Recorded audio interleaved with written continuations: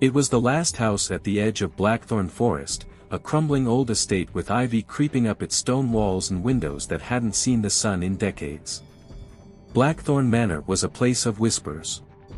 Generations of children had grown up being told to stay away from it, a tale passed down through hushed conversations around flickering campfires. But no one really knew why. Mara Jenkins had heard the stories, too, but she was not one to be deterred by ghost tales. 27, recently divorced, and in desperate need of a fresh start, she had jumped at the opportunity when Blackthorn Manor was listed at an absurdly low price. People are scared of an old house, she had thought. Their loss.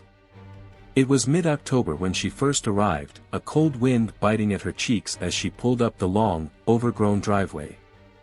The trees stood tall around the estate, their skeletal branches twisting like bony fingers towards the darkening sky. The house loomed before her, larger than she had imagined, with broken shutters and a sagging roof, but it had a strange kind of charm. A mystery waiting to be uncovered. Mara had always been fond of old things, antiques that carried the weight of untold stories. Blackthorn Manor felt like the ultimate find. As she stepped inside, the wooden floor creaked beneath her feet.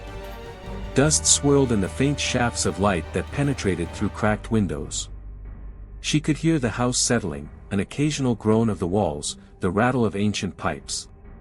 It felt like the house was alive. She brushed the thought aside with a nervous chuckle. The first night passed uneventfully. She unpacked a few boxes, explored some of the rooms, and by midnight, exhausted, she had collapsed into a makeshift bed on the floor. She dreamed of voices, low murmurs just beyond her hearing, too soft to make out but persistent enough to wake her in the early hours. She dismissed it as the stress of moving, but the unease lingered. The second night was when the dreams intensified. They felt more like memories than figments of her imagination. A woman in a long, dark dress, standing by a window, her face turned away. Children's laughter echoing down the halls, though there were no children for miles. A shadow creeping across the floor, a cold touch at the nape of her neck. Mara woke with a start, gasping for breath, her heart pounding in her chest. She had never been one to believe in ghosts, but she couldn't shake the feeling that something was wrong. She spent the day trying to distract herself, but the house had a way of pulling her back, its history pressing down on her like a weight she hadn't anticipated. On the third day, she decided to explore the attic. It was the one part of the house she had avoided, and she wasn't sure why. There was something about the narrow, rickety staircase that felt wrong. But curiosity got the better of her. The attic was dim, with only a single, small window to let in the weak October light. The air was thick with dust, and the faint smell of something rotting lingered in the corners. Old trunks lined the walls, filled with forgotten possessions, clothes from a different era, faded letters tied with ribbon, photographs of faces that seemed to watch her from the past. One trunk, larger than the rest, caught her eye. It was bound with thick, rusty chains and a heavy lock. Her pulse quickened. Why would someone chain a trunk in their attic? She knelt beside it, running her fingers over the rough metal, wondering what lay inside. And then she noticed the initials carved into the wood, CB. She hadn't come across those initials in any of the paperwork she had found on the house. Mara's curiosity gnawed at her. She needed to know. That night, the dreams returned, more vivid than ever. She saw the woman again, standing by the window, but this time, the woman turned to face her. Her eyes were hollow, her skin pale and stretched tight over sharp bones. "Help me," she whispered, her voice like a rasp in Mara's mind. Mara shot up in bed, drenched in sweat, the words ringing in her ears. Something was trapped in that house. And she had to find out what. By morning, she had made up her mind to open the trunk. She drove to the nearest hardware store, bought bolt cutters, and returned with a sense of purpose, though her hands trembled as she climbed the stairs to the attic once more. The chains clanged as she worked them loose, the lock falling to the floor with a heavy thud.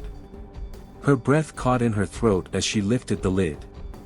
Inside were layers of old, moth-eaten blankets. She peeled them away, one by one, her heart racing, until she uncovered something hard and cold.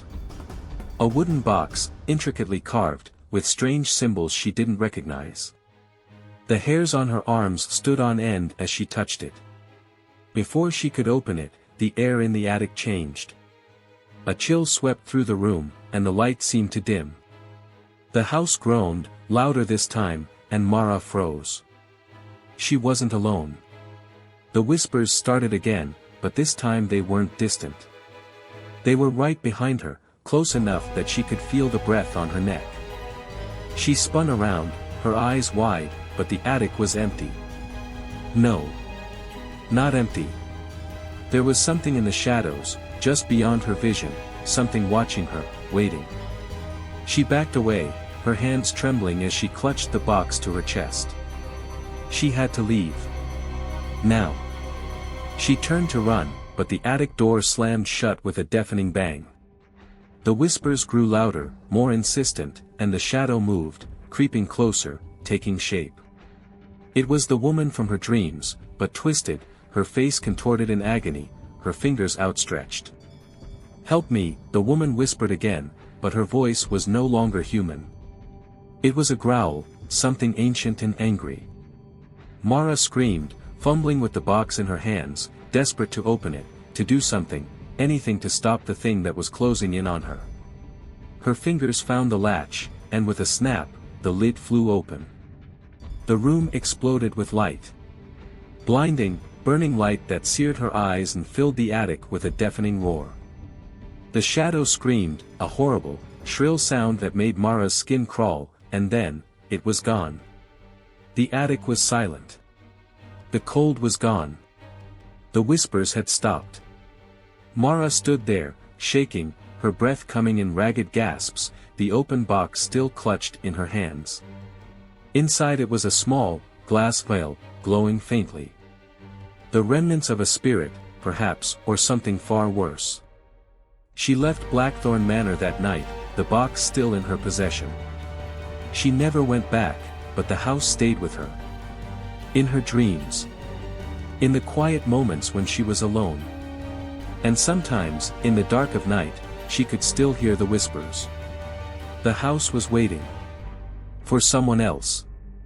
For the next one who would dare enter Blackthorn Manor. And it would not be so kind next time.